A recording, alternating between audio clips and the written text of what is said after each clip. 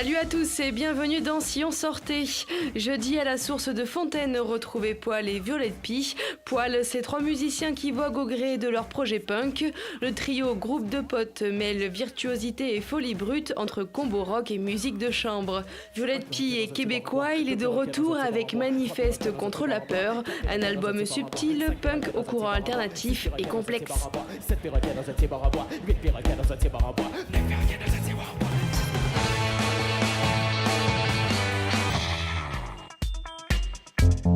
Ne manquez pas un fragment de la compagnie Confidence à Échirol ce jeudi. C'est un concert chorégraphique avec 2 danseurs et un musicien. C'est la mise en lumière d'un instant de la vie, d'une photo ou d'un souvenir. Entre musique et danse, fragments met en avant le bonheur, la passion, l'humour et la musique électropop en live.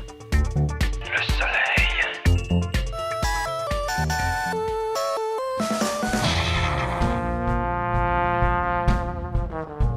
À Mélan, retrouvez le tromboniste du dernier groupe de Claude Nougaro, Daniel Zimmerman. C'est un virtuose de jazz entre influences rock, funk, pop et blues.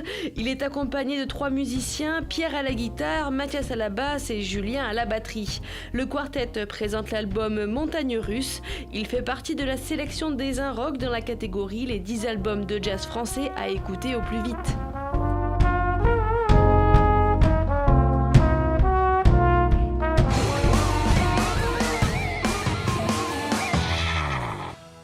Ne ratez pas l'exposition de Rembrandt au couvent Sainte-Cécile, elle se termine le 6 janvier. Explication. Rembrandt à Grenoble, c'est complètement inédit et inouï. C'est le Fonds Glénat pour le patrimoine et la création qui a acheté cette collection au printemps dernier. 57 gravures qui appartenaient au Britannique Neil Kaplan et qui a souhaité s'en séparer. Cette collection, il l'avait commencée en 1984. Elle était centrée principalement sur les portraits et les autoportraits de l'artiste. Et puis on l'a enrichi d'un lot de 11 nouvelles gravures au début de l'été. Qui sont présentées, là, ces 68 gravures en tout, dans leur globalité, au couvent Sainte-Cécile jusqu'au 16 décembre. Ces loupes, elles servent à comprendre le génie de Rembrandt, puisque ces œuvres sont toutes petites, pour certaines même ressemblent à des timbres-poste. Et donc les loupes, elles permettent aux enfants d'aller découvrir la finesse de l'œuvre réalisée par Rembrandt.